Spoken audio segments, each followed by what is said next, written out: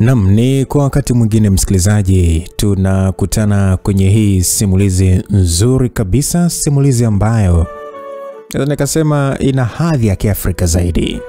Kwa hiyo karibu sana katika safari hii, na nikushukuru sana wewe mwanafamilia ambaye uko pamoja nami katika nyakati zote, na wakati wote napotoa simulizi basi unaonesha uwepo wako kwa kuweza kulike ama kucomment. Kwa hiyo asante sana wewe mwanafamilia, na kushukuru sana sana sana. Naam, tusonge mbele. Langu jina Lucas Lumbas. Ni ndani kidogo katika kijiji kimoja kipatikanacho mkoani Ruvuma katika wilaya ya Songea. Ni kijiji kidogo kilichojulikana kwa jina la Mizula. Huko kuna binti mmoja anayefahamika kwa jina la Radhia. Radhia bana alikuwa ni binti wa miaka 18 aliyekuwa anaishi na bibi yake katika kijiji hicho. Wazazi wa binti huyo tayari walishafariki wakati Radhia akiwa mdogo. Bibi ndo alichukua jukumu la kumlea Radhia tangu akiwa mdogo mpaka kufikia muda ule. Radhia na bibi yake walikuwa miongoni mwa wanakijiji waliokuwa wanaishi kwenye maisha duni sana pale kijijini. Sana tu. Bibi tayari umri ulishamtupa mkono, hivyo hakuwa na nguvu tena kufanya kazi. Ni kijijini kabisa, kama ujuavyo elimu sio kipaumbele kwa watoto wengi, hivyo Radhia hakubahatika kupata elimu ya sekondari licha ya kufaulu katika mtihani wake wa darasa la 7. Basi bwana, hali ya maisha ndio ilichangia kwa kiasi kikubwa sana kukwamisha safari ya masomo ya binti huyo. Alafu sasa pigo lingine liliibuka bwana kwa binti Radhia baada ya bibi yake kufariki dunia kwa maradhi ya uzeeni. Huo ndio ulikuwa ni mwanzo wa maisha ya upweke kwa binti Radhia. Radhia alijikuta kwenye mitihani mizito sana ya kidunia, hasa katika utafutaji wa chakula. Yote 9, 10 ni kwamba Radhia alikuwa ni msichana mrembo sana aliyetingisha mioyo ya vijana wengi wa kiume pale kijijini. Hata watu wazima wenye wake zao walijikuta wanavutiwa sana na binti Radhia. Kijana Anthony Joseph maarufu kama Tony ndiye mwanaume pekee aliyebahatika kukubaliwa na kupendwa na binti Radhia. Kijana huyu alikuwa dereva wa bodaboda pale kijijini. Anthony alitokea kumpenda sana Radhia sana. Alibadilisha muonekano wa Radhia kwa kiasi fulani, kwani alikuwa anamjali, anampenda na kumthamini. Maisha ya Radhia yalibadilika na kuwa mazuri baada ya kuingia kwenye mahusiano na Tony. Basi bwana, alipewa huduma zote anazotakiwa kupewa mwanamke na mwanamume wake. Kwa hakika Radhia aliyafurahia mahusiano yake na kuamini kwamba Tony ndio mtu pekee aliyebaki katika maisha yake. Ndani ya mwezi mmoja wa mahusiano yao, Radhia alianza kujihisi utofauti katika mwili wake. Alihisi uchovu, kichefuchefu, kutapika, kuanza kuchukia baadhi ya vyakula. Hali hiyo sasa ikamfanya aende hospitali kupima afya yake. Alifika hospitali na kufanywa vipimo, na ndipo akagundulika kuwa ana ujauzito wa wiki 2. Radhia alitoka nje hospitali huku akiwa na furaha kubwa sana moyoni. Binti akishakupenda bwana, basi tu. Kwa hiyo Radhia alikuwa na shauku kubwa ya kumjuza mpenzi wake Tony juu ya taarifa hiyo. Basi alipofika tu nyumbani kwao, jambo la kwanza lilikuwa ni kumpigia simu Tony. Kwa bahati nzuri simu yake, yani simu ya Tony, iliita na kupokelewa. Hello mume. Yes mke, vipi, uko poa? Mimi niko poa kabisa. Kuna kitu nataka kukuambia baby. Wow, kitu gani hicho mpenzi? Ni kitu kizuri sana. Mimi nafikiri utakifurahia sana siku ya leo. Fanya basi tuonane leo nikwambie. Si uniambie tu mpenzi, si unajua tena afu mimi nipo kazini muda huu. Basi mimi nitakwambia baadaye tukionana, maana nikikwambia kwenye simu radha itapungua. Wewe unaonekana una furaha sana leo Radhia, eh? Yeah, na furaha sana, tena sana. Au sitini kufuate huko ulipo. Kwanza uko wapi muda huu? Mimi niko njiani naendesha, nimempakiza hapa mteja, kuna sehemu nampeleka. Sawa. Basi ukimshusha mimi naomba basi uje hapa kwangu mara moja uchukue zawadi yako. Yaani wewe, basi sawa, nitafanya hivyo mama mtu. Sawa, basi naomba usichelewe Tony, kuwa makini uko barabarani, eh? Poa, usijali mama mtu. Basi kwa hiyo hayo ndio yalikuwa ni mazungumzo kati ya Radhia na mpenzi wake Tony. Baada ya nusu saa kupita, Tony alikwenda kwenye kibanda alichokuwa anaishi Radhia. Alipofika akamkuta Radhia akiwa na sura yenye tabasamu pana sana. Radhia alinyanyuka pale alipokuwa amekaa, kisha akamkumbatia Tony kwa bashasha. Tony akabaki na mshangao, maana haikuwa kawaida ya Radhia kumpokea kwa ile style. Radhia alionekana kuwa na furaha kuliko siku zote za mahusiano yao. Tony akajiuliza kichwani mwake, ni kitu gani kikubwa nimekifanya kwa huyu mwanamke mpaka anakuwa na furaha kubwa kiasi hiki? Yaani zawadi gani hiyo zawadi gani hiyo ambayo anataka kunipatia baada ya mimi kufika hapa? Tony alijiuliza bila kupata majibu. Sasa baada ya sekunde kadhaa walijitoa kwenye kumbatio, kisha wakakaa kwenye viti. Sasa Tony akasema, niambie mtu, iko wapi sio zawadi yangu? Basi Radhia akasema, otea kwanza, ni zawadi gani nataka kukupatia? Otea. Unaogopa ni pagumu sana bana mchumba. Maana unajua mimi sio nabii bana. I am kama Tony. Radhia aliongea huku akimpatia Tony karatasi fulani. Sasa Tony alipokea karatasi kwa mshangao sana. Baada ya kupokea, akakifungua na kuanza kukisoma. Maneno yaliyosomeka juu ile karatasi ni Mizula Dispensary. Tayari Tony alishaelewa kwamba ile karatasi imetoka katika zahanati ya kijiji. Alipojaribu kusoma maelezo yaliyofuatia, alishinda kuelewa kile kilichoandikwa. Akasema, Radhia, bado sijaelewa chochote juu ya hii karatasi. Yaani inamaanisha nini yani? Sasa kipepo jela sasa baba. Kuanzia muda huu ni baba kijacho. Ile maombi yetu hatimaye Mungu ameyasikia, na sasa hivi mimi ni mjamzito Tony. Mjamzito? Sasa kama ni mjamzito unaniambia mimi nifanyeje sasa? Alafu unzo ujauzito wa nani? Tony, ujauzito uwe wa nani wakati wewe ndo mpenzi wangu? Wewe hivyo una hakika ujauzito ni wako kweli? Ndio Tony, huu ni ujauzito wako. Sasa kama ni wako mbona na wewe? Tony jamani, hebu kwa serious basi. Okay, sasa sikia wewe dem, sawa? Naomba usikize, sawa? Kama ujauzito ni wako na unataka mahusiano yetu yaendelee, basi nenda kaitoe hiyo mimba bana. Kama unataka kutoa basi mpelekee hilo tumbo lako bana alikupa mimba. Wewe vipi wewe? Unasema ujauzito wako wakati unao wewe. Wewe vipi wewe? Tony, unasemaje Tony? Unataka mimi nitoe mimba? Hapana Tony, huko umefikia mbali sana. Kwa nini unakuwa hivi jamani? Hivi si ndio ile uliokuwa unaniambia kwamba nikubebea mimba utailea? Si ndio ile niambia kwamba nikikubebea mimba utanioa? Mbona badilika sasa hivi Tony jamani? Alafu ni dhambi pia kuwa kiumbe kisichokuwa na hatia. Hebu muogope Mungu basi Tony. Usikie wewe, umesikia? Naomba ufunge masikio yako, umesikia? Eti ufunge masikio yako. Fungua masikio yako na unisikilize kwa makini. Mimi sijajipanga kuingia kwenye majukumu ya kuhudumia mtoto. Umesikia? Mimi bado sijajipanga. Bado sijajipanga kuwa na familia kwa sasa. Mimi bado sina pesa. Kwa hiyo usinitushe mzigo mkubwa bwana ukaja mimi kunilemea hapa. Mimi bado ni kijana mdogo sana. Ndio kwanza mimi nimeanza kula ujana bwana. Mimi subiri kwanza bwana nimalizie ujana alafu ndio niwaze kuhusu familia. Uniambia masuala ya mtoto sasa hivi. Wapa cha kusaidia labda tu ni pesa kutoa mimba tu basi. Tony, mimba story Tony. Kama mimi nilizaliwa basi na hiki kiumbe nacho kitazaliwa. Kwa hiyo huo ndio msimamo wako sio? Okay sawa. Sawa. Kwa kuwa umeamua hivyo, fresh wewe pambana na hali yako binti. Na cha kuongezea tu hapo, kuanzia leo yaani kuanzia leo naomba usinipigie simu wewe. Umenisikia wewe? Usinitafute kwa ajili ya kuniambia chochote. Naomba ufute namba zangu. Na za kwako mimi nazifuta. Yaani mwanangu sahau kabisa ni kama ushawahi kuwa na mahusiano na mimi. Baada ya kuongea maneno hayo, Tony akapanda kwenye pikipiki kisha akaondoka kwa hasira. Radhia kama ambavyo amezoea kuitwa mamtu, akawa anamuita Tony kwa sauti ya huzuni huku akisindikizwa kwa macho. Furaha yake iligeuka kuwa huzuni na kujikuta akiwa katika hali ya simanzi na majonzi. Hakutegemea kabisa kama Tony angebadilika ghafla baada ya kumpa ujauzito, Ni Tony yule aliyemwahidi Radhia ndoa endapo atambeba ujauzito. Yaani baba ujauzito ndio unaolewa. Ndiye Tony yule aliyekimbia baada ya kutimiziwa matakwa yake. Basi bwana. Baada ya hayo yote, Tony alifika katika kijiwe chao cha kupaki bodaboda.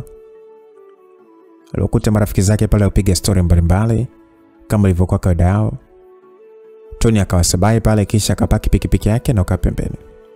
Alikaa pembeni tu mbali kidogo na wenzake. Sasa kuna mwanae mmoja akamwambia, Tony, mbona hivyo mzee? Tony akajibu, kawaida tu mwanangu. Akamwambia, kawaida kivipi mwanetu, wakati hatujakuzoea hivyo bwana? Njoo jumuike bwana hapa tupunguze stress za maisha. Huyo jamaa msikilizaji alikuwa ni Timo. Kwa hiyo Timo alimwambia hivyo. Huku sasa akimfuata Tony pale alipoketi. Tony akasema, bro usiwaze bwana, mimi nimeamua tu kukaa huku mwenyewe maana na mawazo sana leo. Timo akamwambia, kwani tatizo nini mwanetu mpaka unakuwa na mawazo kiasi hicho? Tony akasema, kuna jambo linanichanganya sana hapa mwanangu. Ndio maana najikuta nakuwa na mawazo hivi. Timo akamwambia, ni jambo gani hilo? Jamaa akasema, shemeji yako mwanangu. Timo akasema, shemeji kafanyaje? Ni mjamzito. Mjamzito? Sasa ndio jambo linalokupa stress mwanangu. Kwanza kabisa mwanangu, mimi nikupe hongera zako Tony. Kidogo umeshapanda mbegu, bado kuvuna tu. Wito baba sio rahisi, hongera sana kaka. Tony akasema, hongera? Hongera nini mwanangu? Wakati mimi sijajipanga kuingia kwenye majukumu sasa hivi, Mimi nimwambia demo aitoe tu. Alafu kwanza mimi sina mpango kuwa na mtoto sasa hivi. Rafiki yake Tony akashangaa akasema, hapo sasa ndo nafeli mwanangu. Wewe ni mtoto wa kiume, hivi kwa nini usipambane ukalea mimba? Kumbuka finali uzeeni kaka. Kipindi hicho yani hauna nguvu za kupambana, yani hata kupambania tonge una. Tony akasema, I say Timo, hilo mimi nalielewa vizuri tu. Tatizo ni kwamba huu sio muda sahihi wa kuitwa baba. Mimi nataka kumalizia ujana kwanza. Mimi nadhani mimi Kidawa akijua kwamba mimi nimempa mimba Radhia itakuwaje? Sasa niacha mazima. Timo akamwambia, kwa hiyo mwanangu, yani unataka kukataa damu yako kisa Kidawa mcharuko? Yule Kimada ndo yani akufanya ukatae damu yako mwanangu? Hapo unazingua mwanangu. Yani mimi kama ningekuwa mimi basi mimi ningepambania mimba. Binafsi mimi natamani sana demu wangu ashike mimba, lakini ndio hivyo mwanangu hapati. Wewe ambaye Mungu amekujalia uzao unataka kukufuru mwanangu. Ila nini mwanangu? Tutaongea vizuri baadaye maana kuna abiria wangu hapa namfuata kichangani hapo. Tony akasema, poa mwanangu, ila ndio hivyo bwana. Mimi siwezi kulea mimba kwa sasa hivi. Kwanza pesa yenyewe ngumu bana. Hapa kijini yani hali jao. Alafu eti ndio kwanza anaanza kutafuta maisha. Basi msikilizaji, hayo ndio alikuwa ni maongezi kati ya marafiki Tony pamoja na Timo wakiwa kwenye eneo lao la bodaboda. Sasa majira ya saa 3 usiku, Radhia alikuwa kitandani amejilaza huku akitokwa na machozi. Hii situation hii bwana, waliokataliwa ujauzito ndio wanawe, yani ndio wanaelewa namna ambavyo Radhia anapitia hii situation. Siku hiyo alikuwa na msongo mzito sana wa mawazo kutokana na majibu ya Tony juu ya lile swala la ujauzito. Radhia aliwaza kwa nini Tony amembadilikia baada ya kumpa mimba, Lakini pia aliwaza tumie mbinu gani ili aweze kumshawishi Tony akubali kulelea mimba. Hakutaka kabisa kukata tamaa. Hivyo aliamini kwa namna yote ile atafanikiwa tu kumshawishi Tony.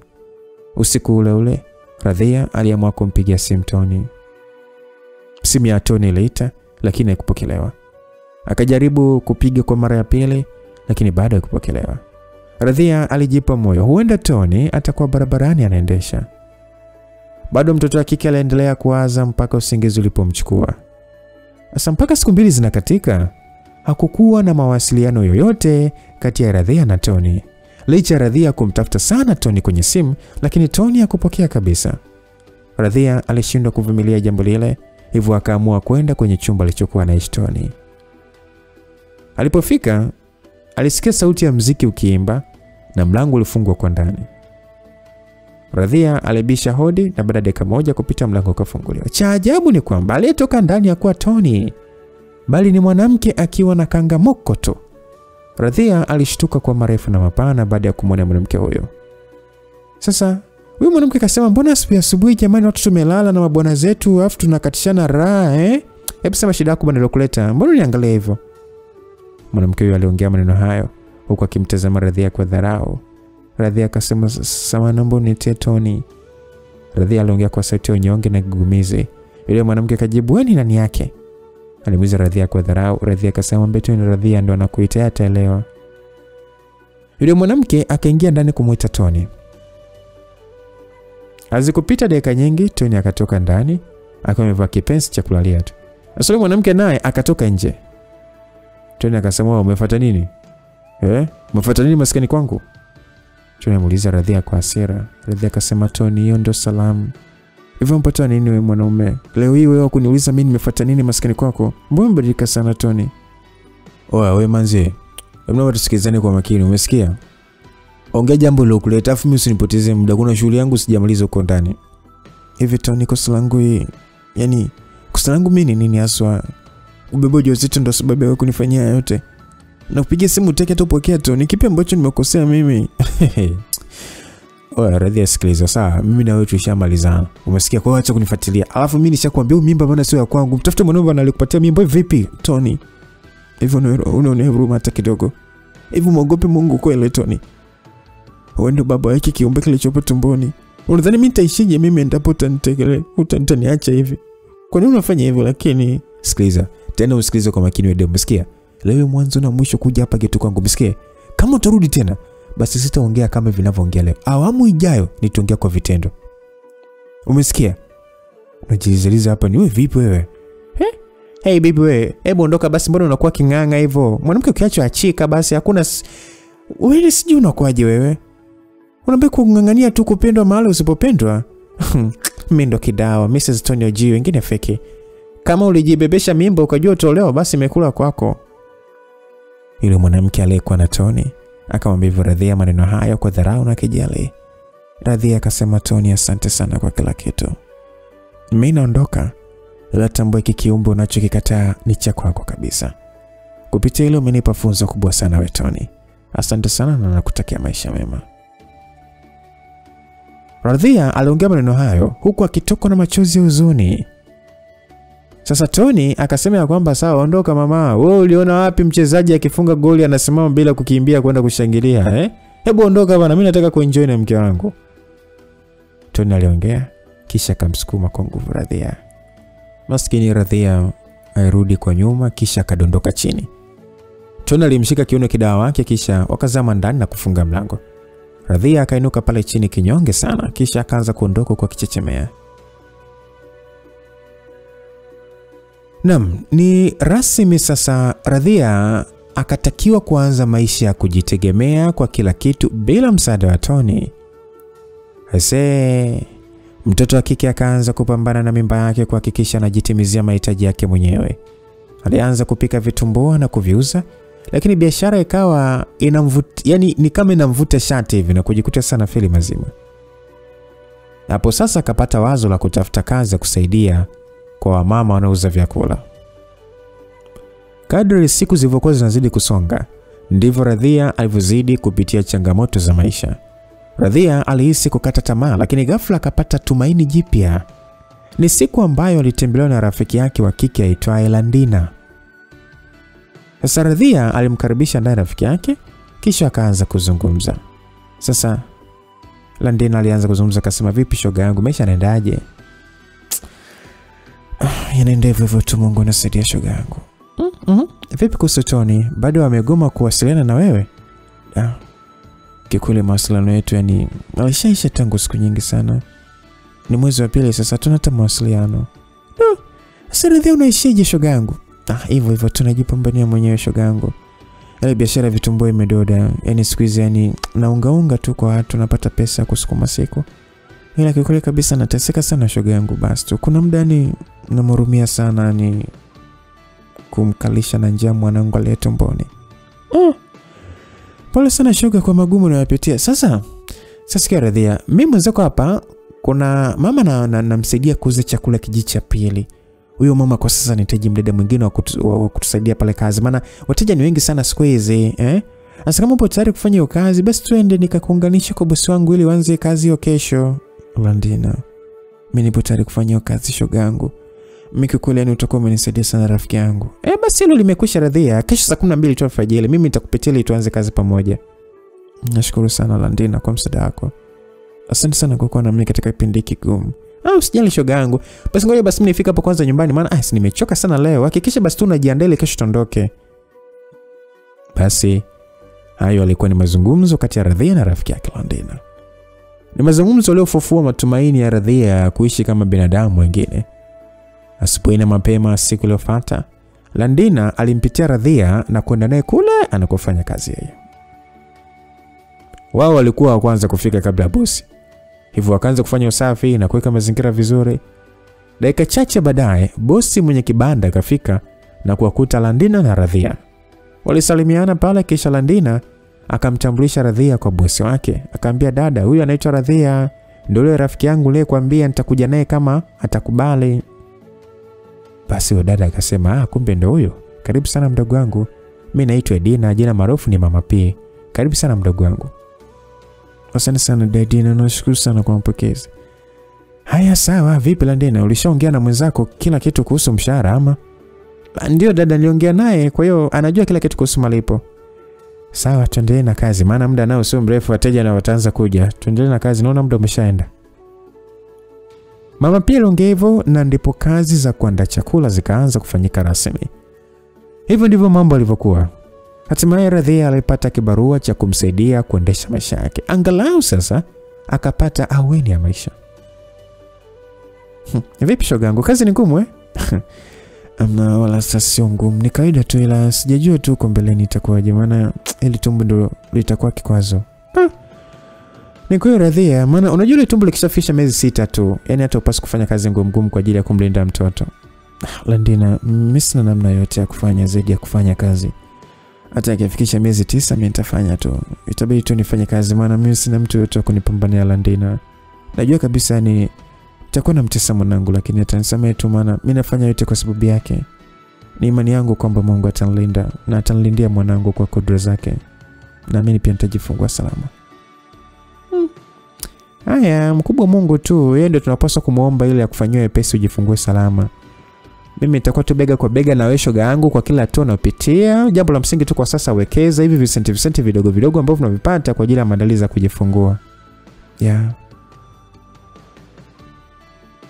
Yalikuwa ni mazungumzo kati ya Radhia na Landina wakiwa njiani wakitokea kazini. Furaha kwa kiasi chake irejea upya kwa Radhia. Mtoto wa kike alipiga magoti chini na kumshukuru Mungu. Alimshukuru sana kwa kupata ile kazi. Ni kazi iliyompatia matumaini ya kuishi na kulea tumbo lake bila kutegemea msaada wa Tony. Basi siku zilisonga na miezi ikakatika. Radhia na Landina waliendelea kufanya kazi kama kawaida kwenye kibanda cha chakula cha Mapi. Bado biashara ilikuwa inaenda vizuri tu, na ule ujio wa Radhia akaongeza wateja kwa kiasi fulani. Kibanda cha Mapi kikawa sasa na wateja wengi kuliko kwenye vibanda vya mantilia wenzake. Muonekano wa Radhia ulichangia sana lile ongezeko la wateja. Radhia alikuwa ni msichana mrembo sana kwenye macho ya vijana wa kiume. Binti alibarikiwa sura nzuri yenye mvuto pamoja na shape la kwenda. Lakini ndio hivyo tu. Unakuta watoto warembo wazuri ndio wanaangukia kwenye mikono ya vijana wa ovyo. Yaani sijui ni kwa nini tu. Vijana wa mamtu. Sasa baadhi ya wateja walikuwa wanamtongoza na kumtaka kimpenzi bila kujali tumbo lake. Wote waliomtongoza Radhia, hakuna hata mmoja aliyekubaliwa kwa sababu binti hakutaka kabisa kuharibiwa mwanae wa tumboni. Lakini pia alitokea kuogopa sana wanaume kwa kuamini kwamba wote akili zao ni kama Tony tu. Siku zikasonga huku tumbo la Radhia likizidi kukua na kuzidi kuikaribia siku ya kuingia leba. Bado aliendelea kufanya kazi kwa Mapi na kujiwekea akiba kidogo kidogo kwa ajili ya kujifungulia. Miezi miwili ya mwisho kabla Radhia hajaingia leba, mambo yakabadilika pale kwenye biashara. Biashara ikawa ngumu sana, kama unavyojua ni kubadilika kwa misimu kunavyobadilisha hali ya biashara. Mambo yakaanza kuwa magumu kwenye ofisi ya Mapi kiasi kwamba faida ikawa haipatikani. Ikabidi sasa ofisi ifungwe kwa muda ili kupisha upepo mbaya. Sio Mapi tu, yani hata akina mama ntilie wengi walifunga vibanda vyao. Kwa kiasi kikubwa lile swala lilimwathiri sana Radhia pamoja na rafiki yake Landina, ambao kuanzia muda huo hawakuwa na kazi.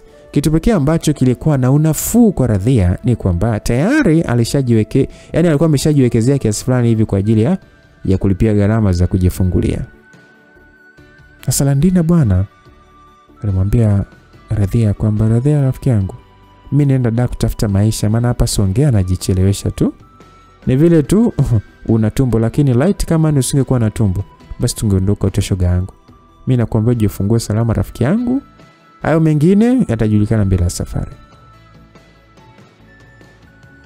Hayo ndio maneno ambayo mwanadada Landina alizungumza akimwaga rafiki yake Radhia baada ya kuchoka kushikijini. Radhia akasema, sasa Landina, unaendaje mjini wakati hauna sehemu yoyote ya kufikia? Na unaenda kufanya kazi gani sasa? Landina akasema, Radhia, ule mji wa ndani mkubwa sana na kuna nyumba nyingi sana, kwa hiyo mimi siwezi kosa pa kufikia. Lakini pia kuna kazi nyingi sana kule mjini, kwa hiyo mimi siwezi kosa kazi. Kifupi nipo tayari kwenda kufanya kazi yoyote ile, hata kama kuuza ndizi kwenye beseni, ila sio kubaki hapa kijijini. Hapa kijijini maisha yani yanazidi kuwa magumu sana kwangu, maana sina kazi yoyote sasa hivi. Radhia akasema, sawa rafiki yangu, ni uamuzi mzuri sana, maana ni kweli maisha yamekuwa magumu sana hapa kijijini, jua kali, mazao yenyewe yamekauka mashambani, biashara haziendi, kwa hiyo ni njaa tupu tu. Wewe nenda kachonge njia rafiki yangu, uenda mwaka wote na mimi utanipokea huko mjini. Kifupi natamani sana kama tungeenda wote, lakini sasa kwa hali yangu ya sasa mimi nitashindwa kuhimili changamoto za mjini. Binafsi mimi nakutakia tu bahati njema kuendako, na wakati unatafuta maisha yako ukiyaona na ya kwangu basi naomba unichukulie. Kwa hiyo hivyo ndivyo walivyoagana hao marafiki. Landina alifanya uamuzi wa kwenda Dar es Salaam kutafuta maisha baada ya kushindwa kuiona maisha yake pale Songea. Kuna baadhi ya watu ambao wako Saudi, wapo wapi huko maeneo mbalimbali, Oman, ni wamekaa maeneo waliokulia, lakini maisha yao ni kama hawayaoni. Kwa ndio maana tunaambiwa kwamba naenda kutafuta maisha. Maisha ukishayapata utakaa hapo hapo. Kwa hiyo bwana, ndivyo ilivyokuwa. Landina isafiri kutoka Songea mpaka jiji la Dar kujaribu bahati yake. Sasa baada ya subra ya muda mrefu, hatimaye Radhia akaingia leba kwa ajili ya kujifungua.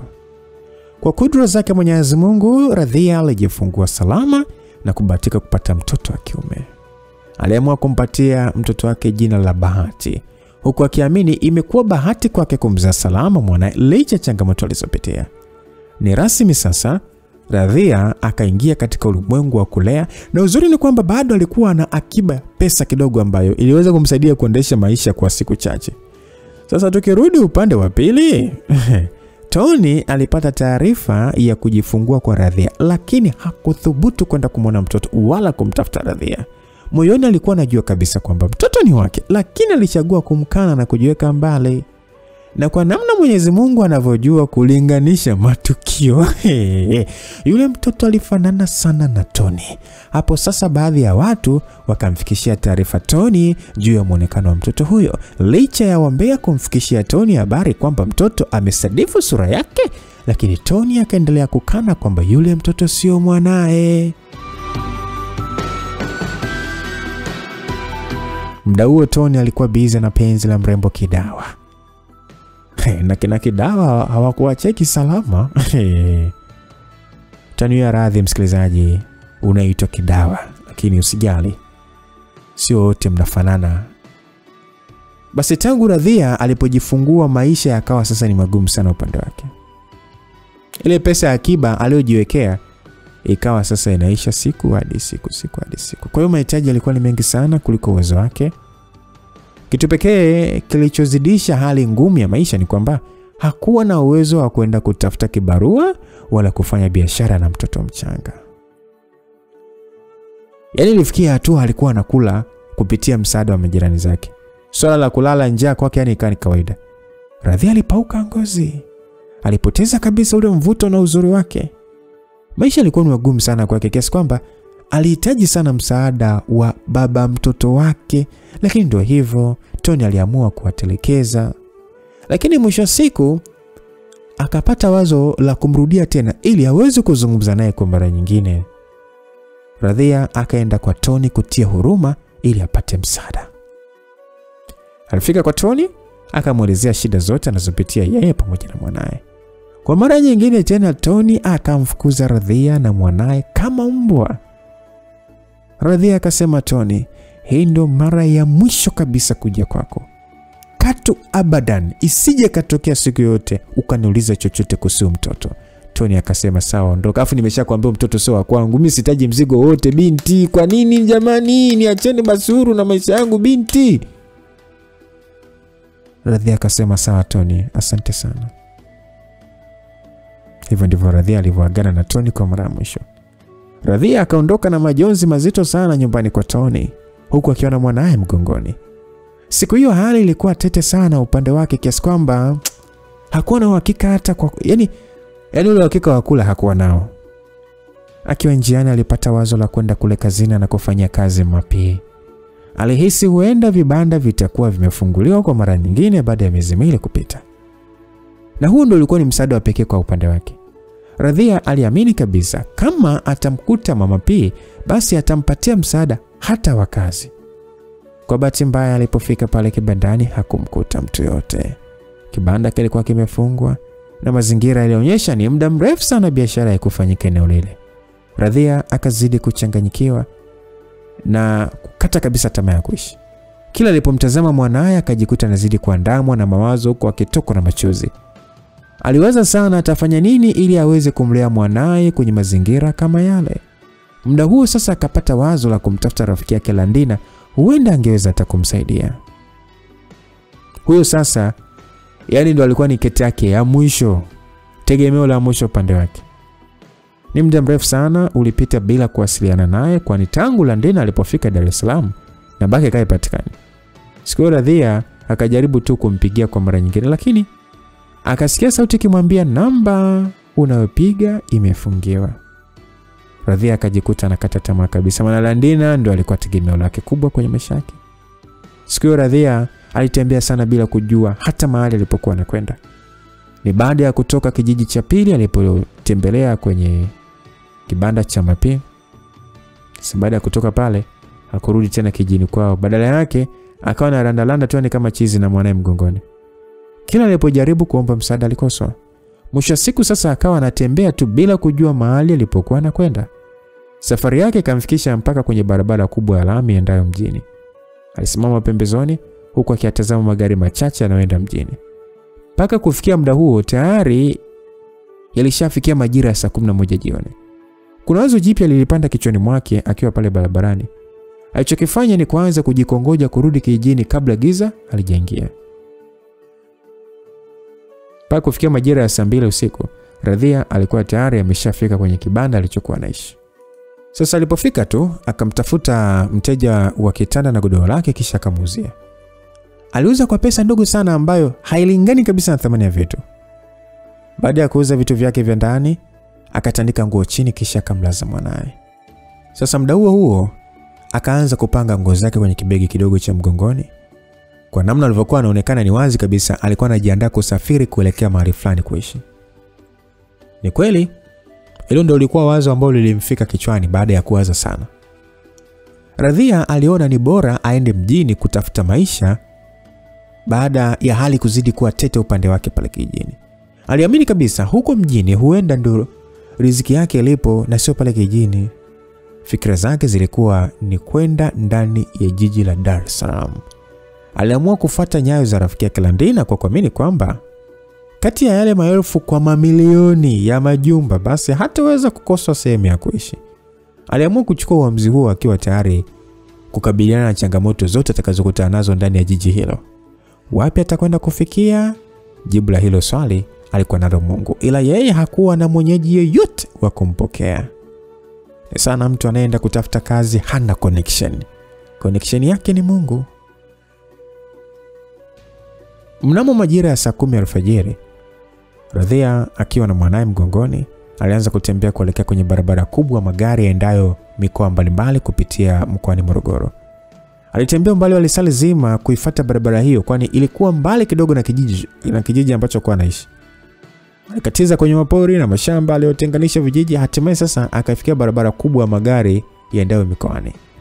Pembezoni kidogo mwa barabara kulikuwa kuna kichaka fulani hivi kidogo tu. Radhia alitazama kulia na kushoto, nyuma na mbele, lakini hakuona mtu. Alichokifanya ni kuzama kwenye kile kichaka kisha akatandika kanga vizuri na kumlaza mwanae pale chini. Sasa baridi ilikuwa ni kali sana pale msituni, kiasi kwamba kanga aliyomfunika haikutosha kumkinga mtoto. Radhia akatoa sweta lake kwenye begi kisha akamongezea kwa juu mwanae. Alivua bangili kwenye mkono wake yenye rangi ya shaba kisha kaivunja katikati. Kipande kimoja alikiweka juu ya kifua cha mwanae na kingine akakiweka kwenye begi lake la nguo. Sasa baada ya kufanya hivyo akaanza kumtazama mtoto wake huku machozi ya uchungu yakimtoka. Muda huo katoto kenyewe maskini kalikuwa kamelala. Muda huo magari ya kwenda mikoani yalikuwa yameshaanza kupita siku ile barabarani. Radhia alimtazama tena mwanae pale chini kisha akasema, Bahati mwanangu, samahani sana mwanangu kwa kushindwa kulea. Ani maamuzi magumu zaidi niliyowahi kufanya katika maisha yangu mwanangu. Sina njia nyingine ya kuweza kusaidia zaidi ya kukuacha hapa mwanangu. Naamini kabisa sehemu muhimu Mungu atakulinda na kupatia mtu wa kukutunza na kulea katika maisha yaliyo bora. Huko mjini na kuenda najua naenda kuteseka kwa kuwa sina ndugu wala jamaa. Hivyo nikiondoka nawe basi mambo yatakuwa magumu zaidi kwa sababu nitashindwa kufanya kazi. Tutakula nini kama sitofanya kazi mwanangu? Tutaishi vipi kama sitofanya kazi? Usitaji kuona nateseka mwanangu. Nenda kaishi popote pale na wazazi wote ili mradi usiteseke tu mwanangu. Wazazi sio kuzaa tu, wazazi ni kudumia watoto. Kwa hiyo mimi na Tony hatustahili kuwa wazazi wako kuanzia sasa. I'm sorry mwanangu. Ni changamoto tu za maisha ndio zinatenganisha mimi na wewe. Radhia alimbusu mwanae kwenye paji la uso huku akimdondoshia machozi. Yale machozi yalimfanya yule mtoto afumbue macho na kumtazama mama yake. Aisee, huwezi amini. Radhia akainuka na kuondoka huku akimwacha mtoto wake wa miezi mitatu mtoto jamani kabaki kichakani. Kwa mbali kabisa akasikia sauti ya mwanae akilia. Lakini aliziba masikio. Hakutaka hata kutazama nyuma. Alikaza roho. Kisha akaondoka kuelekea barabarani. Alifika kwenye barabara kuu ya magari kisha akasimama na begi lake la mgongoni. Muda huo machozi alikuwa yanamtereka kutokana na kitendo cha ukatili alichokifanya kwa mwanae wa damu. Magari mbalimbali yakawa sasa yanampita pale barabarani huku macho yake akiwa makini kuangaza mabasi yanayoenda Dar es Salaam. Hazikupita dakika nyingi akafanikiwa kusimamisha basi. Baada ya kusimamisha akapanda kisha dereva akang'oa gari. Kama utani vile Radhia alimtelekeza mwanae kwenye kichaka kisha akapanda gari kuelekea mjini. Sasa baada ya kukaa kwenye siti, konda akamfuata na kumdai nauli. Radhia alifungua zipi ya begi lake kisha akatoa pesa na kumkabidhi konda. Pesa yote aliyokuwa nayo iliishia kwenye tiketi maana yani hakubakiwa hata na senti 5 wa kununua maji ya kunywa. Afumba zaidi alikuwa anaenda kwenye mji ambao hakuwa na ndugu wala rafiki. Hakujua hata ni wapi anapoenda kufikia na hiyo ndio ilikuwa mara yake ya kwanza kabisa kwenda Dar es Salaam. Kwa ufupi, safari yake ilikuwa ni ya mawazo ukijumlisha tukio la kumtelekeza mwanae mchanga. Ndio kabisa. Ni akawa anaandamwa na majonzi. Radhia akajikuta analia kwa sauti ya chini kila alipokumbuka amemwacha mtoto wake katika kichaka bila msaada wote. Hakujua ni muda gani angepata msaada wa kuokotwa na kama msaada ungechelewa maana yake yule mtoto angeweza kufa kwa njaa. Hata kama sio njaa basi ukuta hata wanyama wanaweza wakamdhuru. Kwa hakika nafsi yake ikawa ikimsuta sana na kujilaumu kwa kitendo ambacho amekifanya. Wakati sasa anaendelea kulia, kuna mwanaume mmoja aliyekaa siti moja na Radhia alikuwa anashuhudia kile kilio. Jamaa alitambua kwamba kuna kitu hakipo sawa kwa abiria mwenzake. Hivyo ikabidi amuongeleshe ili ajue ni kipi kinamsibu. Akamwambia, vipi sister, shida nini? Mbona alia tangu umekaa kwenye hii siti? Jamaa alimuuliza Radhia swali hilo. Radhia aliposikia lile swali ikabidi sasa afute machozi kisha akamtazama yule jamaa akamwambia, kaka, ni changamoto tu za maisha. Yule mkaka akasema, pole sana sister, ila changamoto ni kwa kila mtu, hata sisi unaotuona humo wote tunapitia hizo changamoto. Kwa hiyo huna haja kulia kwa sababu changamoto tumeumbwa sisi wanadamu. Hakuna mwanadamu asipitie changamoto katika maisha yake, lakini pia ili uweze kufanikiwa basi lazima ukutane na changamoto. Siku zote mafanikio yapo ndani ya uzio wa changamoto. Radhia akasema, sawa kaka, nashukuru kwa maneno yako ya faraja, nashukuru sana. Yule kaka akasema, okay, usijali dada yangu. Vipi lakini umepatwa na msiba au? Radhia akasema, hapana, sio msiba, ni maisha tu. Yule kaka akasema, okay, pole sana bwana. Naomba uniambie basi kipi kimekusibu ili nijue jinsi ya kusaidia. Radhia akasema, ni story ndefu sana kaka yangu, sijui hata wapi nianzie kuelezea. Yule kaka akasema, anza tu popote, mimi nitakuelewa. Sawa, nitakueleza tu kwa kifupi tu maana story ni ndefu sana kaka yangu. Mimi naitwa Radhia Juma, ni mtoto pekee katika familia ya baba na mama. Nilipoteza wazazi wangu wote wawili nikiwa na miaka 10 tu. Kwa hiyo tangu hapo mimi nikawa nalelewa tu na baba mdogo. Kila rangi ya maumivu na mateso niliweza kuiona chini ya malezi ya baba mdogo. Licha kufaulu vizuri mtihani wa darasa la 7 lakini baba mdogo aligoma kunisomesha. Kwa hiyo nimelelewa na kukulia kwenye mazingira ya mateso na manyanyaso ambayo binadamu wa kawaida hayamstahili. Yote tisa kuamini kwamba baba mdogo alichukua pesa kwa mzee mmoja pale kijini ili mimi niolewe naye. Ni mzee mwenye umri tu mkubwa kuliko hata babangu mzazi. Huyo mzee tayari ana wake wawili na watoto wakubwa waliozidi umri. Kwa maandalizi yote ya ndoa tayari alishakamilika ili niweze kuolewa na kuwa mke wa tatu huyo mzee. Ukweli ni kwamba mimi sikuwa tayari kuolewa naye. Kwa hivyo unavyoniona nimetoroka kwa kijini. Jamaa alimtazama Radhia kwa jicho la huruma sana kufuatia ule mkasa. Ukweli ni kwamba yote aliyozungumza Radhia yani hakuna ukweli wote, ila aliamua tu kudanganya ili apate msaada kwa urahisi. Najua kabisa kama ataongea ukweli kwamba amemtupa mtoto, basi asingepata msaada kutoka kwa mtu yote. Radhia hakuwahi kuishi na babake mdogo, ila aliishi na bibi yake baada ya wazazi wake kufariki. Lakini pia kilichomkimbiza kijini sio kuchaguliwa mume, bali ni ugumu wa maisha. Yule jamaa alijikuta anaguswa sana na mkasa wa uongo kutoka kwa Radhia. Aise, pole sana mdogo wangu. Kumbe mambo kutafutiwa mume bado yapo hapo nchini. Kwa hiyo sasa hivi unaelekea wapi? Naenda Dar es Salaam. Kuna ndugu zako wengine wanaishi huko? Hapana, sina ndugu yote anaishi Dar es Salaam. Sasa unaenda kwa nani? Sina mwenyeji yote. Mimi nenda tu kama mkimbizi. Na vipi, umeshawahi kufika Dar es Salaam au hii ndo mara yako ya kwanza? Sijawahi kufika, hii ndo mara yangu ya kwanza. Kwa unafikia guest au unaenda kupanga chumba? Hapana, hapa nilipo sina hata senti 5 kununua maji. Hii ni hatari sana mdogo wangu, maana unajua unapoenda utakutana na magumu zaidi ya huko ulipotoka. Lakini kwa nini usingekimbilia kwa ndugu zako wengine huko kijini? Kaka, mimi sina ndugu mwingine kwenye hii dunia zaidi ya baba mdogo tu. Huo ndo walisomesha yangu. Pole sana, lakini huko Dar es Salaam unapoenda sio rahisi kama unavyofikiria. Alafu kizingatia sasa ni kila kitu kinahitaji pesa, Yaani ili ule na ulale basi lazima utumie pesa. Yaani kama una pesa basi unaweza kula jalalani na kulala tu vichochoroni. Mwisho siku tabako na uni. Labda tu nikuulize swali moja dadangu.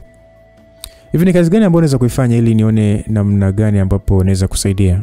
Kaka, mimi nipo tayari tu kufanya kazi yote ile kakaangu. Iwe ni kuuza duka, kusaidia manteleo au kazi za ndani. Naomba unisaidie kakaangu, maana mimi naona kiza kinene sana mbele yangu. Jamaa alijikuta anapata hisia za kumsaidia Radhia. Aliwaza kwa sekunde kadhaa kisha akamwambia kwamba sasa mdogo wangu, nafikiri imekuwa bahati sana kwako kukutana na mimi kwa sababu mke wangu amekuwa anahitaji sana mdada wa kumsaidia kazi za nyumbani. Kuanzia sasa hutakiwi kulia tena kwa sababu msaada umepata. Mimi ndio mwenyeji wako, utaenda kuishi nyumbani kwangu kama mfanyakazi na nitakulipa mshahara. Radhia akasema nashukuru sana kakaangu kwa msaada wako. Sijui niseme kitu gani ili kuonyesha shukrani zangu kwako. Yule kaka akasema usijali kwa hilo mdogo wangu. Wa kushukuriwa ni Mungu pekee, maana yeye ndo amenipa nguvu na moyo wa kukusaidia. Lakini pia yeye ndo ametukutanisha kwenye hii gari pamoja na hii city. Kwa hiyo kuwa na amani kabisa Radhia. Mimi naitwa Vonso. Naam, safari iliendelea kusonga mbele mpaka akafika kwenye kituo ambacho magari husimama ili abiria wajipatie chakula na kujisaidia haja zao. Gari lisimama kisha konda akawatangazia abiria wake kuwa watakuwa na dakika 10 tu za kwenda kujisaidia na kununua chakula. Abiria walishuka kutoka kwenye gari akiwemo Radhia pamoja na Vonso. Baadhi walienda vyooni kujisaidia, wengine wakaenda kununua vyakula. Radhia yeye alielekea chooni kisha akarudi kwenye gari bila kununua chakula. Ukweli ni kwamba hakuwa na pesa yoyote ya kununua hata andazi no. Baada ya dakika 10 kumalizika, abiria wote walikuwa tayari wamesharudi ndani ya gari wakiwa na vyakula vyao kwa ajili ya kuendelea na safari. Vonso alifungua mfuko wa chakula alichonunua kisha akampatia Radhia plate moja na yeye akabaki na plate moja. Ni plate zenye chips, mayai na soda ndo zilikuwa kwenye mikono ya Vonso pamoja na Radhia. Radhia alimshukuru sana Vonso kwa kumnunulia chakula. Vinginevyo safari ingekuwa ndefu sana kwake. Safari iliendelea kusonga mbele huku Vonso akimpigisha Radhia stories za hapa na pale kuhusu maisha ya Dar es Salaam anakwenda. Vonso yeye alikuwa mkazi wa Dar es Salaam, ila alisafiri tu kikazi na siku ile ndo alikuwa anarejea nyumbani kwake. Mnamo majira ya saa 11 jioni juu ya alama, basi likawasili katika stendi kubwa ya mabasi ndani ya jiji la Dar es Salaam. Abiria wote wakateremka kwenye basi kwa ajili ya kuanza safari mpya kuelekea kwenye makazi yao. Ilikuwa ni mara ya kwanza kabisa kwa Radhia kukanyaga ndani ya ardhi ya Dar es Salaam. Ardhi yenye rangi zote za starehe katika nchi hii ya Tanzania. Vonso akiwa sambamba na Radhia Wakaenda sehemu zinakopaki bajaji, kisha akapanda na kuanza safari nyingine. Ni safari fupi tu kuelekea mahali anakoishi Vonso. Dakika takriban 15 zilitosha kuwafikisha nyumbani Vonso na Radhia. Vonso alikuwa na nyumba yenye ukubwa wa wastani tu. Ni nyumba yenye muonekano mzuri sana kuanzia nje mpaka ndani. Lakini pia alikuwa anaishi na mke wake ndani ya nyumba hiyo, huku akiwa amebarikiwa mtoto mmoja wa kike mwenye umri wa miaka 4. Kwa wastani umri wa Vonso ni miaka 35.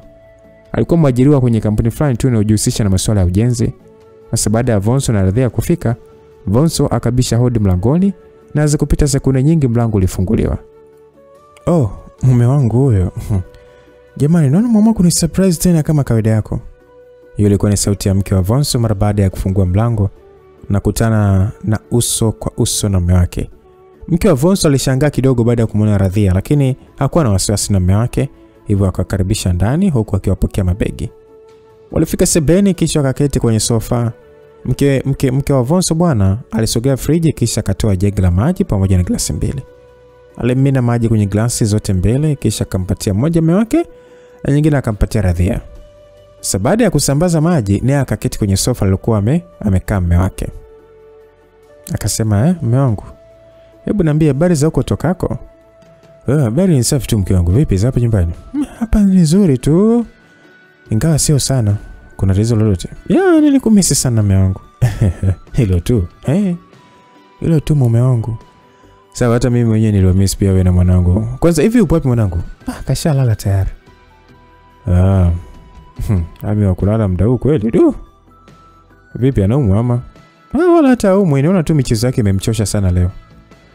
Okay, sasa mke wangu, nadhani umestajabu kidogo kuona huu geni hapa nyumbani. Huyu anaitwa Radhia, ni mzaliwa na mkazi wa Songea. Mengi kuhusu binti nitakwambia baadaye tukiwa chumbani, lakini kwa kifupi tu ni kwamba huyu binti ataishi hapa nyumbani kwa ajili ya kutusaidia kazi. Nakumbuka kila siku ulikuwa unadai mdada wa kusaidia kazi za hapa ndani, kwa hiyo leo nimemaliza deni lako. Sasa ni ruksa kwenda kwenye biashara zako. Radhia atakuwa hapa nyumbani akimlea Ami. Yaani mume wangu, katika siku ambazo umejua kunifurahisha basi ni leo. Radhia, karibu sana mdogo wangu, na ujisikie kama upo nyumbani. Mimi sina mashaka yote juu yako kwa sababu namwamini sana mume wangu. Hapa ndani utaishi na sisi kama familia. Ila kikubwa tu utimize majukumu yako. Karibu sana na ujisikie upo nyumbani. Nashukuru sana dada kwa mapokezi yako na upendo. Nawaahidi nitawajibika vyema kwenye majukumu yangu kwa moyo mmoja. Nawaahidi nitakuwa mwaminifu na mchapa kazi siku zote. Lakini pia nawaahidi nitaishi kwa upendo na mtoto wenu kama mwanangu wa kumzaa.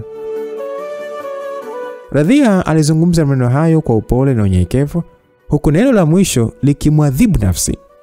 Nafsi limuuma kwa kuwa mwanae wa kumzaa alishamtelekeza msituni. Alafu eti mtoto wa mwingine ndio anaonyesha upendo. Kwa hiyo alijiona ni kama mama mbaya sana. Laiti kama angekuwa na upendo na mwanae, basi asingeweza kumtupa kisa ugumu wa maisha, badala yake angekubali kufa naye kwenye hayo maisha magumu. Basi bwana, Radhia akapokelewa vizuri tu kwenye nyumba ya Vonso. Alikabidhiwa chumba chake cha kuishi pale ndani. Usiku ulipofika, walikula chakula kama familia, na hapo ndipo Vonso akamtambulisha Radhia kwa mwanae kama aunti. Ami bwana ambaye ni mtoto wa Vonso akawa anamtambua Radhia kama aunti, yani shangazi. Muda wa kulala ulipofika, kila mtu akaenda sasa kupumzika chumbani kwake. Usiku ule Vonso alimsimulia mke wake story nzima kuhusu Radhia mpaka kufika muda ule. Sasa mke wa Vonso alijikuta anamhurumia Radhia baada ya kusimuliwa mkasa uliomsibu huko kijini kwao. Mkasa wa Radhia ndio ukazidi kumpa mke wa Vonso msukumo wa kuishi na Radhia pale ndani. Sasa siku iliyofuatia, Radhia akaanza rasmi majukumu yake ya kazi. Tayari alishaonyeshwa mazingira atakayokuwa anafanya usafi pamoja na mipaka yake. Hivyo ndivyo mambo yalivyokuwa kwa mwanadada Radhia baada ya kufika ndani ya jiji la Dar es Salaam. Nuru mpya iliangaza kwenye maisha yake kwa kuwa alikuwa na uhakika wa kula, kulala pamoja na kupata pesa. Lakini sasa, licha ya nuru kumwangazia, lakini bado hakuwa na furaha kabisa. Nafsi yake yani ilikuwa na mgogoro mzito sana ambao ulimtesa kwa kipindi kirefu sana juu ya mwanae. Kichwani alijiuliza maswali mengi sana juu ya mwanae aliyemtelekeza. Je, bado yupo hai ama amekufa? Kama yupo hai, atalelewa kwenye maisha ya kifahari au ya dhiki? Vipi, atapendwa au atanyanyasika? Hayo ni baadhi ya maswali aliyokuwa anajiuliza Radhia na kumfanya akose majibu. Tumbo la uzazi limuuma, nafsi ikamsuta na kumfanya jilaumu kwa kuchukua ule uamuzi. Alihisi kabisa hata kama angemchukua mwanae basi asingekosa msaada kutoka kwa Vonso na mkewe, maana walionekana wana mioyo safi. Radhia alijikuta anaumia kuliko kawaida licha kupata afueni ya maisha. Ile amani ya moyo ilitoweka kabisa katika nafsi yake. Basi taratibu kabisa siku zilisonga na miezi ikawa inakazidi kukatika tu, huku Radhia akiendelea kufanya kazi kwa Vonso. Kwa kiasi kikubwa furaha ilirejea upya kwa Radhia na kujikuta sasa nasahau kama alishawahi kuzaa na kumtelekeza mtoto. Aliishi kwenye familia ya Mr. Vonso kwa upendo na amani na kuonekana kama ndugu na sio mfanyakazi. Kadri siku zilizozidi kwenda, ndivyo Radhia alivyozidi kubadilika kimuonekano. Yaani ule uzuri pamoja na shepu lake lililopotea, vyote vikarejea na kumfanya awe mzuri maradufu. Yaani aliridhika na maisha. Mwili ukajijenga na ukana, yaani alinawiri. Kwa muonekano wa macho, Radhia alionekana kama yeye ndo mama wa nyumba. Sio mfanyakazi. Na maana kuna watu wengine wanaogopa sana kuwaleta wafanyakazi, maana wanakuja kama tu washamba watu wakaida, lakini Kwa hiyo utii, heshima, upendo na bidii ya kazi ndio vilimfanya Radhia apendwe na watu wote pale ndani. Yaani hata ule mtoto wa Mr. Vonso, yule Ami yule, akawa anampenda Radhia kuliko hata wazazi wake. Alihama kabisa chumbani kwa wazazi wake na kuanza kulala na aunti yake Radhia.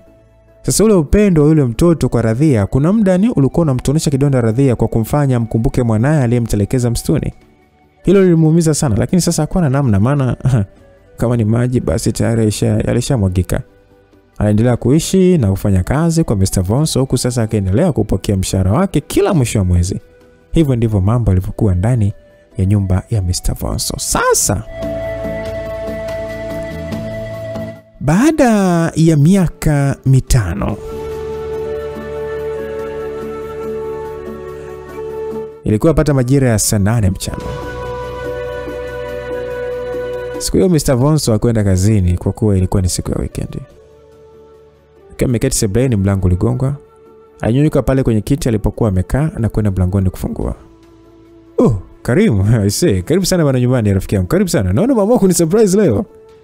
Vonso alizungumza maneno hayo baada ya kukutana uso kwa uso na mgeni aliyefika nyumbani kwake. Ni rafiki yake anayeitwa Karim, na walikuwa na muda mrefu sana bila kuonana. Kwanza kabisa walikumbatiana kwa furaha, kisha wakaachiana baada ya sekunde kadhaa. Vonso akamkaribisha Karim kwenye sofa na akaketi pembeni yake. Ndugu yangu, kitambo sana tujaonana. Hivi ni miaka mingapi sasa imepita tangu tulipoonana mara ya mwisho? Kwa haraka nafikiri ni miaka 5 hivi au 6 hivi imepita. Nakumbuka mara ya mwisho tulionana Kimara wakati napeleka mzigo Kongo. Ni muda mrefu sana ndugu yangu. Vipi lakini harakati zinaendaje ndugu yangu? Harakati zipo poa kabisa. Vipi? Siji kwa upande wako hapa nyumbani? Hapa nyumbani shwari kabisa.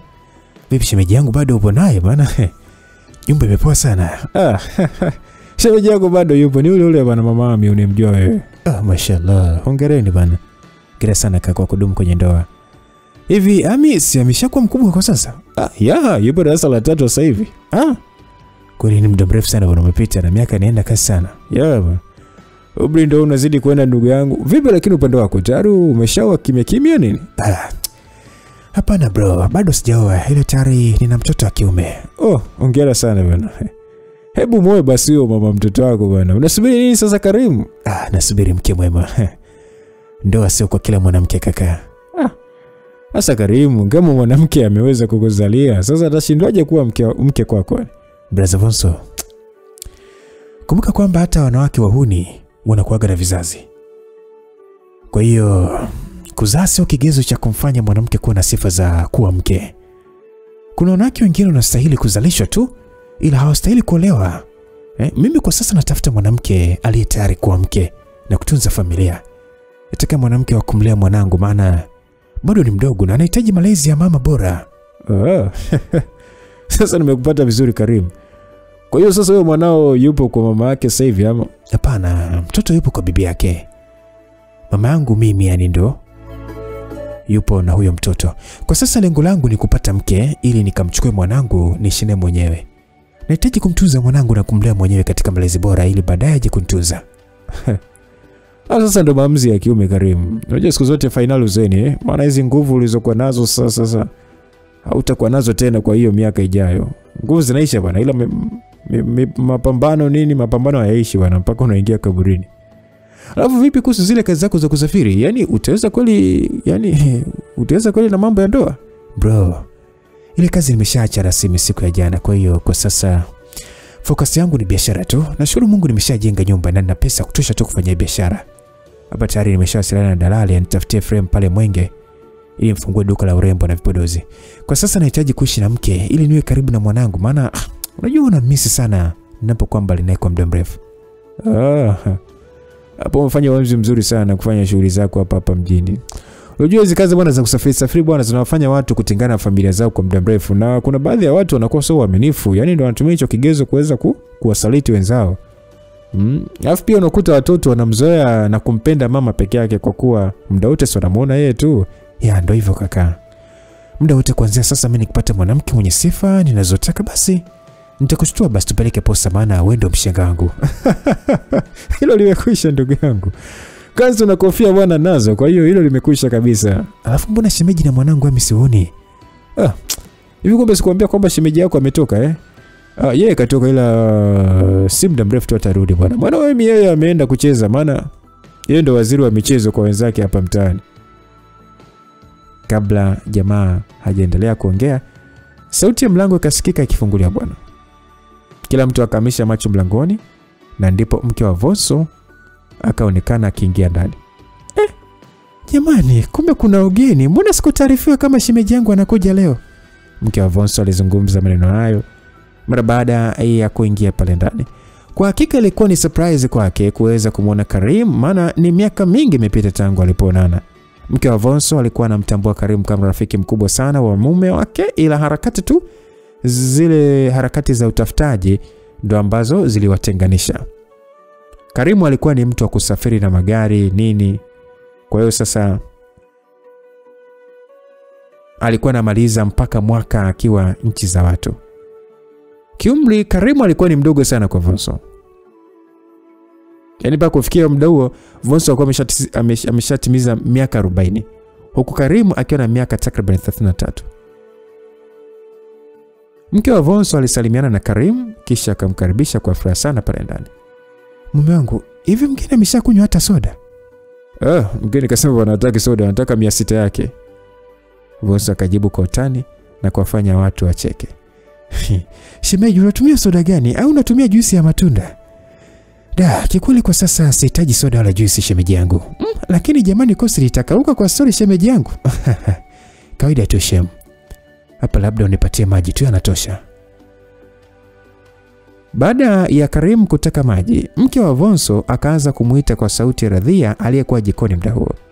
Alimuita Radhia mara 2 ndipo Radhia akaitika kwa sauti akiwa kule jikoni. Baada ya Radhia kuitika, mke wa Vonso akamwagiza maji na kumwambia apeleke sebleni kwa ajili ya mgeni. Hapo sasa Radhia akashtuka kidogo baada ya kujua kwamba kuna mgeni pale ndani. Basi ndani ya sekunde chache tu Radhia akafika sebleni akiwa na jagi pamoja na glasi kwenye mikono yake. Alimsalimia Karim kwa macho ya aibu, kisha akamimina maji kwenye glasi na kumpatia huku akiwa ameinama kwa heshima. Uweze kuamini msikilizaji, Karim alipokea ile glasi na kuiweka mdomoni huku akiwa amegandisha macho yake kwenye uso wa Radhia.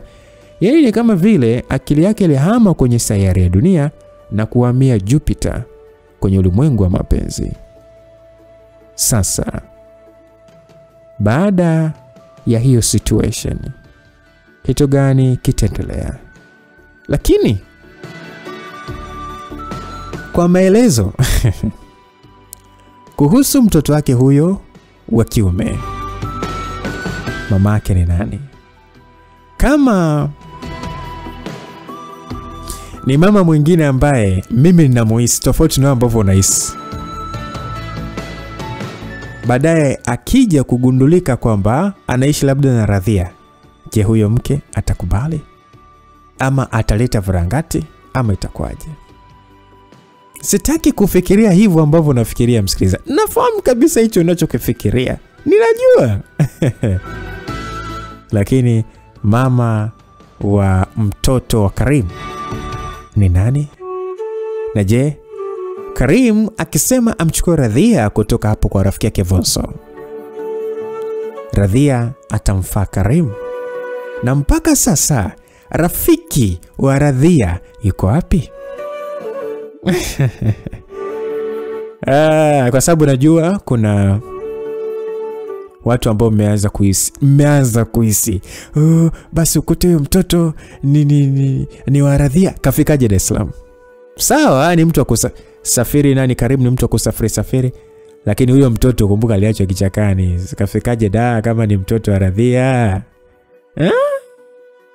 Tukumbuke pia Radhia yupo kwenye jiji ambalo tunaamini rafiki yake kipenzi aliyemuaga kwamba yule Landina yule kwamba anakuja huko mjini.